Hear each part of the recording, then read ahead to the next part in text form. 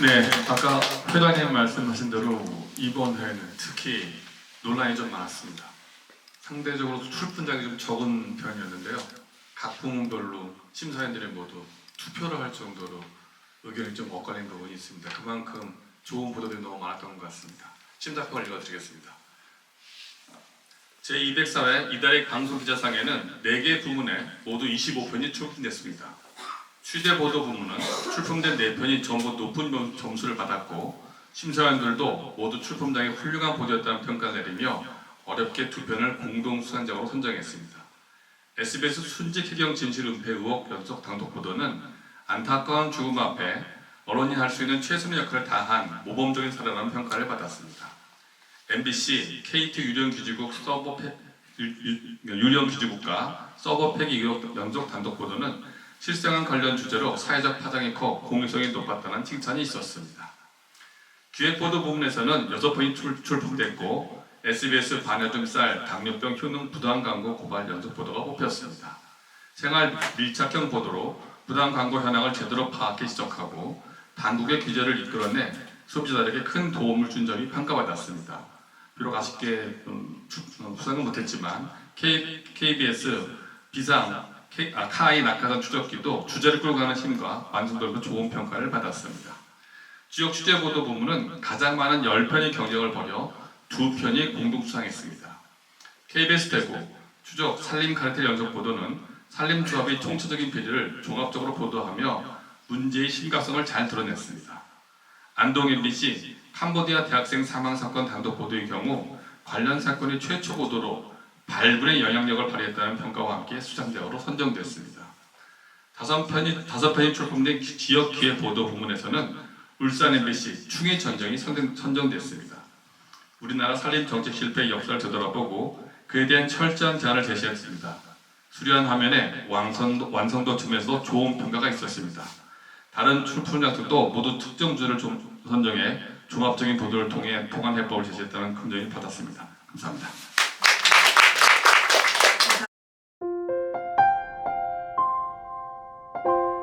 네, 아까 회장님 말씀하신 대로 이번 회는 특히 논란이 좀 많았습니다.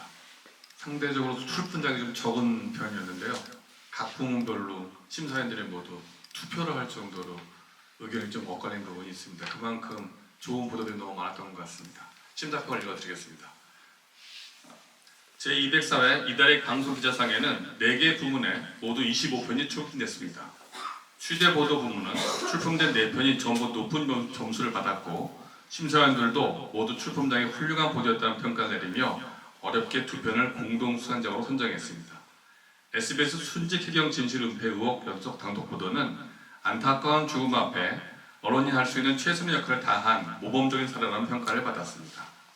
MBC, KT 유령기지국 유령기지국과 서버 폐기 의혹 연속 단독 보도는 실생활 관련 주제로 사회적 파장이 커 공유성이 높았다는 칭찬이 있었습니다. 기획보도 부문에서는 6편이 출품됐고 SBS 반여름 쌀 당뇨병 효능 부당 광고 고발 연속 보도가 뽑혔습니다. 생활 밀착형 보도로 부당 광고 현황을 제대로 파악해 지적하고 당국의 규제를 이끌어내 소비자들에게 큰 도움을 준 점이 평가받았습니다. 비록 아쉽게 수상은 못했지만 KBS 비상 카이 낙하산 추적기도 주제를 끌고 가는 힘과 완성도로 좋은 평가를 받았습니다. 지역 취재보도 부문은 가장 많은 10편이 경쟁을 벌여 2편이 공동 수상했습니다. KBS 대구 추적 산림 카르텔 연속 보도는 산림 조합의 총체적인 비리를 종합적으로 보도하며 문제의 심각성을 잘 드러냈습니다. 안동 MBC 캄보디아 대학생 사망 사건 단독 보도의 경우 관련 사건이 최초 보도로 발굴의 영향력을 발휘했다는 평가와 함께 수상작으로 선정됐습니다. 5편이 출품된 지역 기획 보도 부문에서는 울산 MBC 충의 전쟁이 선정됐습니다. 우리나라 산림 정책 실패의 역사를 되돌아보고 그에 대한 철저한 제안을 제시했습니다. 수려한 화면에 완성도 측면에서 좋은 평가가 있었습니다. 다른 출품작들도 모두 특정 주제를 선정해 종합적인 보도를 통해 보관 해법을 제시했다는 긍정을 받았습니다. 감사합니다.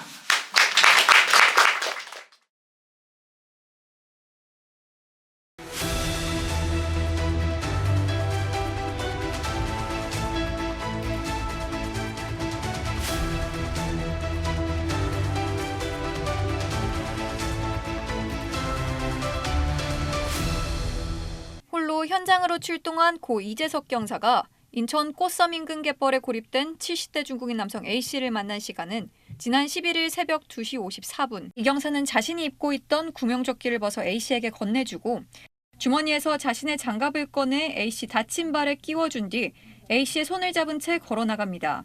이후 형광색 구명조끼를 입은 A씨는 바다 위에 떠 있지만 이 경사는 머리만 내민 채 겨우 버티고 있습니다. 새벽 2시 54분.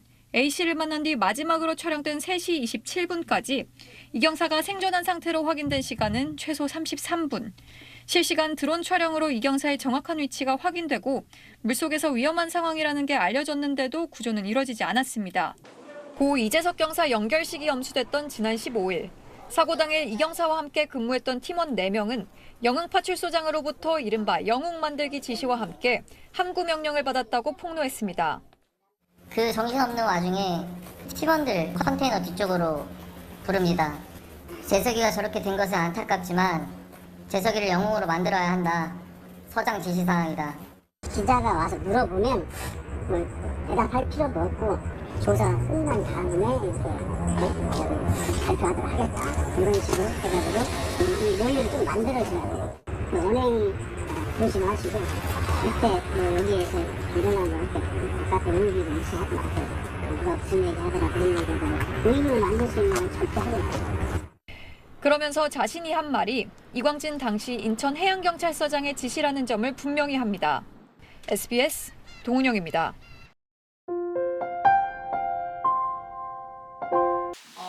우선 제가 이런 수상 소감은 처음 해봐서 엄청 떨리는데요.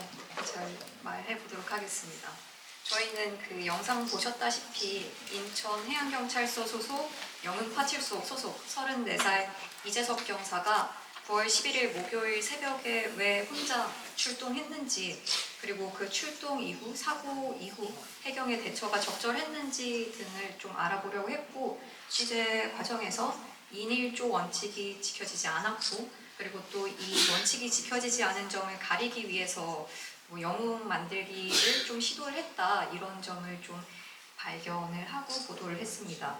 그리고 저희 보도가 나간 이후 유족분들께서 덮일 뻔한 사건이 덕분에 알려졌다, 고맙다고 말씀을 하셨는데 사랑하는 가족을 잃은 슬픔, 이런 건 저는 감히 정말 헤아릴 수도 없는데 저희 보도가 유족분들께 조금이나마 위로가 되었던 것 같아서 그 점에서 참 그래도 좀 저도 마음이 좀 많이 놓였고요.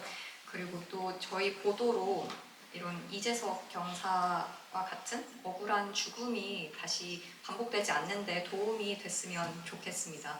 그리고 제가 지금 대표로 나와 있긴 하지만 저희 영웅 만들기의 실체를 같이 파헤쳐 주신 저희 전영우 선배, 그리고 드론 업체를 밀착 취재해 주신 저희 최승훈 선배, 그리고 저희 이성훈 캡, 정윤식 바이스의 이런 가르침, 이런 취재 방향을 잘 잡아주셔서 저희가 잘 취재할 수 있었고, 그리고 저희 김정인 부장과 이종훈 팀장 덕분에 저희가 또 이렇게 잘 마무리할 수 있었던 것 같습니다. 감사합니다.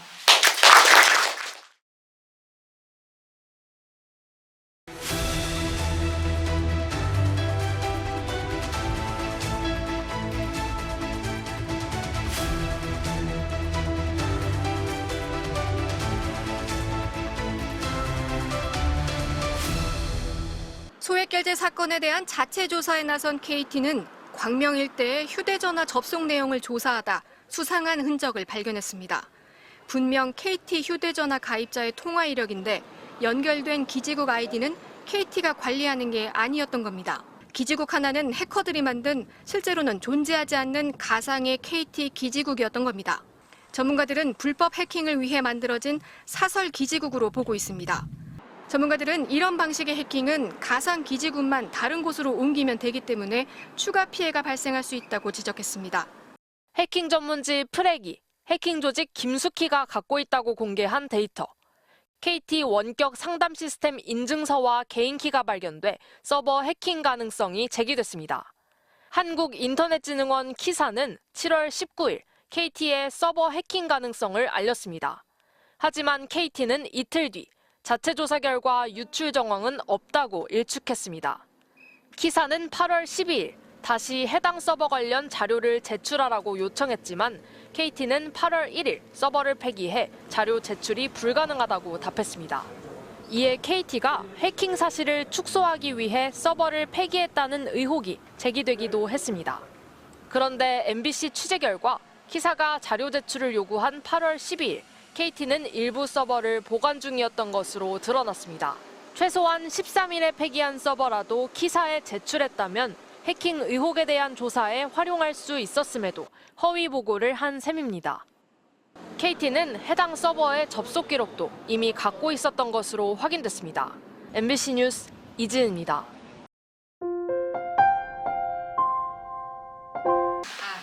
감사합니다. 상이 좋네요. 그동안 고생했던 게 다 이렇게 가시는 것 같아서 위로를 참 많이 받았습니다.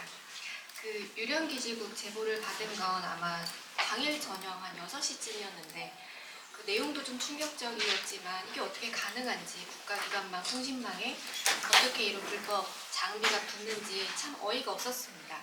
그런데 그 이후에 기업을 취재를 하면서 사실은 더 어이가 없었던 것 같습니다. 내부 정보가 밖에 있는데도 침해 정황이 없으면 해킹이 아니라고 하고 그러면 신고할 의무가 없고 그러면 저희는 그걸 확인할 방법이 없었습니다. 저희가 아마 9월 1일부터 그 단독을 쭉 이어갔던 게 한 8, 9개 됐던 것 같은데 누군가는 그런 그 기사들이 너무 강론 같다라고 말씀하시는 분도 계셨어요. 근데 그런 강론들이 이제 쌓였기 때문에 마지막에 그 LG U+까지 신고를 할 수 있었고 또 정부 민간 합동조사단도 움직일 수 있었던 것 같습니다. 그래서 이번 한 50일 정도 됐었는데 저희 팀원들도 많이 고생했고 특히 이지은 기자 너무 고생했고 저희 그 취재 과정 하나하나 다 팩트 같이 체크해 주셨던 저희 이혜인 선배 너무 감사드리고 항상 저희 그 든든한 팀원들이 뒷배가 됐던 것 같습니다. 굽히지 않게 취재할 수 있도록 도와주셨던 많은 분들 감사드립니다.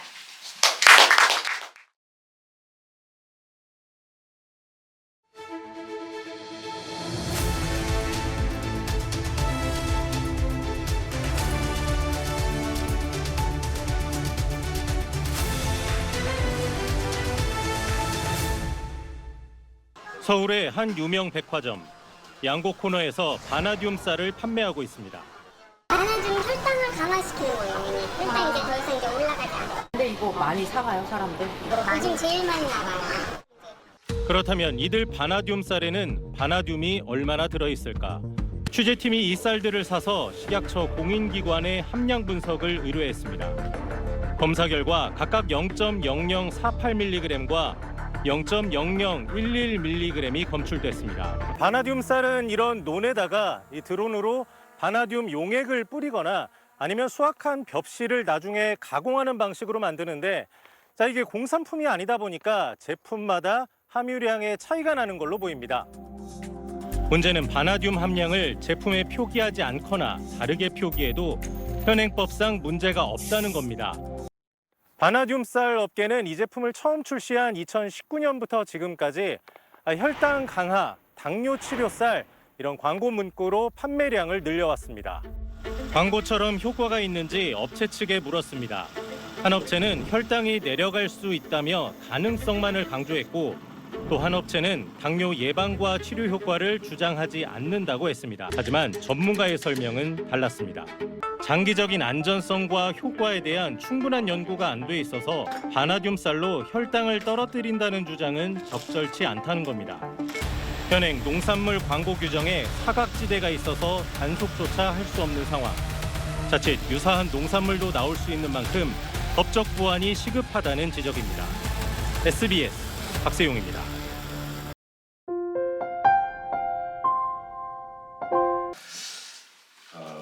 취재를 하다 보면 마치 생물처럼 방향 전환을 해야 될 때가 자주 있는데요. 저는 원래는 회사에서 팩트 체크를 담당하는 기자입니다. 그래서 단순히 이 바나듐 쌀이라는 거 안에 바나듐이 얼마나 들어있는지만 궁금했었거든요. 근데 시험 성적서를 받아보니까 0.00이 찍혀 있더라고요. 근데 제가 이제 몸담고 있는 부서가 이제 탐사보도부다 보니까 취재 중량이 이제 더 이제 늘어나게 됐습니다. 그래서 취재 분량도 굉장히 많아졌고 한 3, 4주 정도 걸렸던 것 같습니다. 처음에 계획했던 보도 양에 비해서도 더 많이 했고요. 제일 황당했던 거는 이런 그 당뇨 치료가 된다, 혈당이 내려간다라고 광고를 해도 이 업체에 반론 받는 과정에서 굉장히 당당했다는 점입니다. 왜냐하면 이게 현행법상 전혀 위반되는 게 없었거든요. 그래서 그러면 또 이제 제도를 또 뜯어 고쳐야겠다는 생각이 들기 때문에 보도를 더 집중적으로 했던 것 같았고, 결국엔 이제 식약처에서 제도 개선을 하겠다 그렇게 약속을 자료를 내면서 잘 마무리가 될 수 있었던 것 같습니다. 고맙습니다.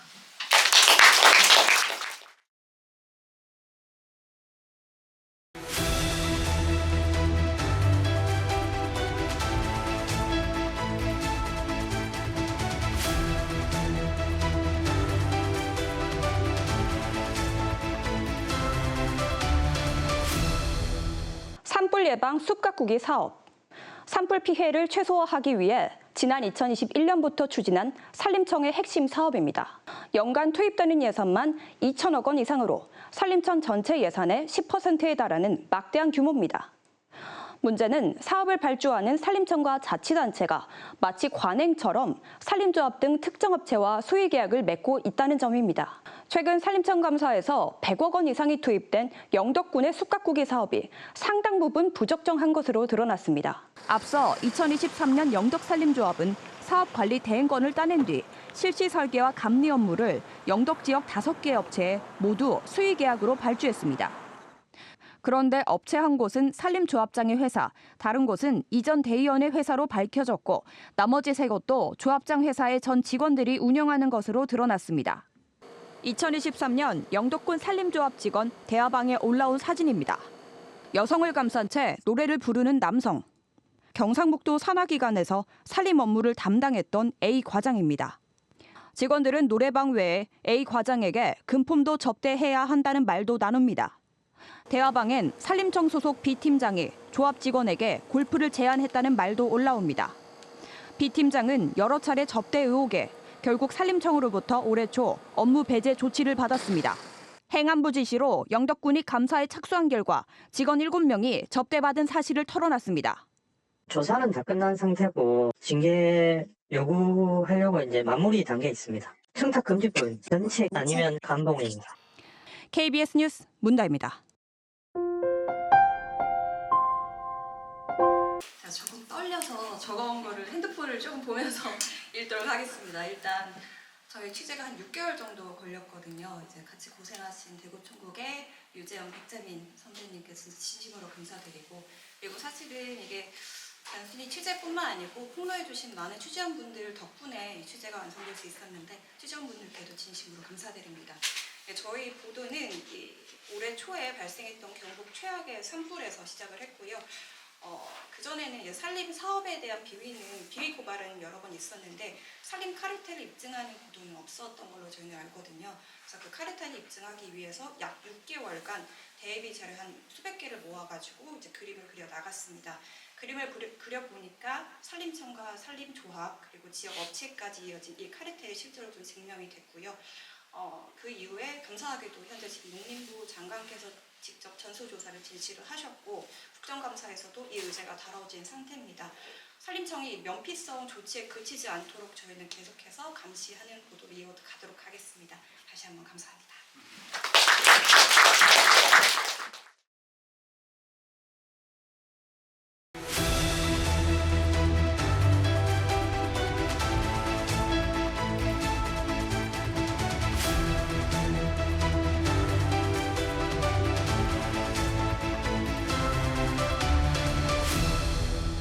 예천 출신의 22살 대학생 박진수 씨가 혼자 캄보디아로 떠난 건 지난 7월.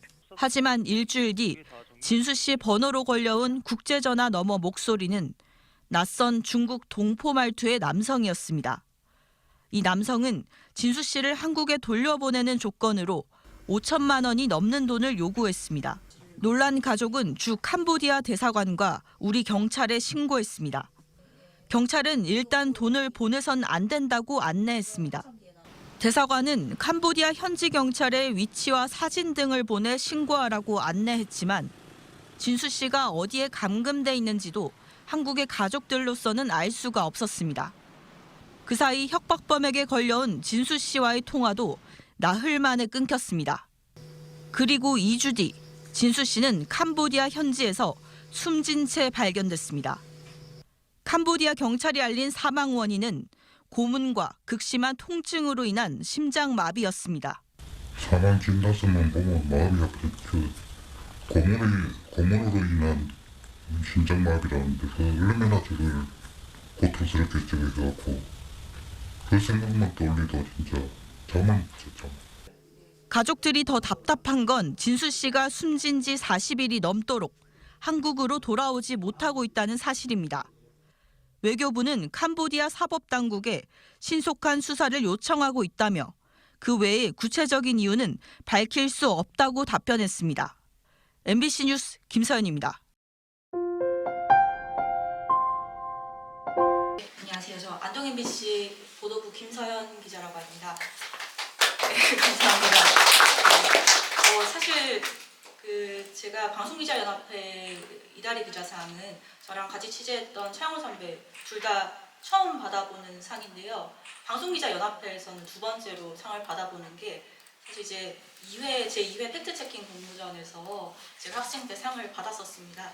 오늘 아침에 그 홈페이지 보니까 8회 팩트체킹 공모전이 떴더라고요. 그래서 되게 감회가 새롭습니다. 어떻게 보면 그 기회를 통해서 또 기자가 된 건데 또 이렇게 또 좋은 자리에서 선배들과 상을 받게 된 게 참 영광스럽고요. 제가 보도한 이번 기사는 잘 아시다시피 캄보디아 사망 대학생의 이제 유가족을 최초로 인터뷰를 해서 보도를 했습니다. 제보는 전화 통화를 통해서 들어왔었는데요. 처음에 이제 제보자가 하신 말씀이 서울 언론사의 몇 곳에 통화를 했는데 일단 지역 언론에는 안동 MBC가 처음이다. 취재할 수 있겠냐 이런 말씀이셨어요. 근데 사실 이제 안동에서 경북에서 캄보디아 사망 사건에 대해서 캄보디아 범죄 단지에 대해서 취재할 일은 전혀 없다고 그동안 생각을 해왔는데 막상 이제 유가족분들을 만나 뵈니까 이 상황이 굉장히 달랐고 다들 아시는 바와 같이 그렇게 진행이 됐습니다. 처음에는 이제 이렇게까지 어떤 범죄 단지의 실체까지 드러날 줄은 몰랐습니다. 사실 저는 이제 40일 넘게 한 사랑하는 가족의 유해가 외국에서 돌아가셨는데 송환되지 못하고 있다는 사실 자체가 감히 말할 수 없는 슬픔이잖아요. 그래서 그 부분에 대해서 좀 변화를 촉구하고 싶었는데 어떻게 보면 이제 저희가 첫 보도를 했습니다만 이후에도 다른 기자분들의 좋은 보도를 통해서 이게 더 확산되고 더 알려져서 참 다행이라고 생각을 하고요. 또 가족분들한테도 참 위로가 됐다고 말씀을 또 들었습니다. 감사한 부분이고 또 한편으로는 좀 생각이 많았는데 이 첫 보도가 나가고 나서 가족분들을 좀 인터뷰하고자 하는 일부 언론 쪽에서도 집으로 댁으로 찾아간다거나 이런 부분이 있어서 가족분들이 좀 많이 괴로워하셨던 지점도 있었거든요. 그래서 저 역시 좀 후발주자였다면 그런 걸 선택을 했을까, 그런 방식을 선택을 했을까 이런 고민을 많이 하게 됐던 또 언론 관행을 좀 돌아보게 됐던 계기가 됐습니다. 선배님들 앞에서도 얘기하기가 좀 그런 부분이기도 합니다만 그래서 앞으로 이제 또 재판이나 관련 주범들의 재판이나 또 경찰 수사 결과들이 추후에 밝혀질 예정인데요. 그래서 지역에서 후속 보도를 이어나가도록 하겠습니다. 무엇보다 이제 제가 우당탕탕 취재 현장에서 바빠도 항상 좋은 영상으로 촬영을 해주시 같이 오신 차영호 영상 기자님 선배한테 감사드리고요. 또 경북 시골 곳곳을 또 같이 누벼준 운전도 하고 마이크도 들어준 우리 이구현 오디오맨께도 감사드리고요. 그리고 안동 MBC라는 이름이 지역민들한테 굉장히 신뢰가는 이름으로서 자리 잡게 해주신 안동 MBC 선배님들과 김건희 국장님 비롯한 보도부 선배님들한테도 동료분들께도 감사드립니다. 고맙습니다.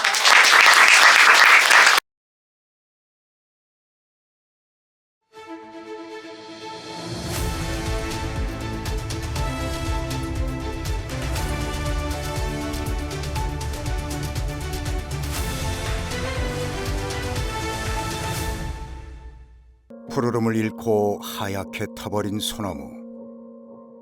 수십 년째 이 땅의 소나무들은 충과의 전쟁을 이어가고 있습니다. 급격하게 활발하게 이제 감염이 돼서 숲 전체 고사가 이루어지고 있는 그런 모습. 재선충이 번지기 시작하면 산 전체를 덮는다를 생생히 보여주는 현장 같습니다. 소나무 재선충에 맞선 공식 방제 방식은 3가지. 감염된 나무는 베어내고 베어진 목재는 파쇄하거나 약품을 써서 훈증, 소각합니다. 이 방식을 37년째 이어가고 있으며 지금도 여전히 국가가 선택한 유일한 대응책입니다. 1971년 일본 시코쿠에서 처음 발견된 소나무 재선충. 이후 전국으로 퍼져나가 40개 지역의 숲이 병들었습니다. 해송만 심던 모래 땅에 입 넓은 나무들이나 잡목을 함께 키우는 이른바 섞어 심기의 가능성을 실험하고 있습니다. 단일종보다 다양한 나무들이 섞여 있어야 숲은 병에도 바람에도 시간에도 더 강해질 수 있습니다. 이 땅의 소나무들이 벌여온 충과의 전쟁은 길고도 깊었습니다. 우리가 잃은 건 어쩌면 나무가 아니라 숲의 시간이었는지도 모릅니다. 소나무들이 겪어야 했던 그 뼈아픈 시간 속에서 이제는 우리가 숲의 소리를 들어야 할 순간입니다.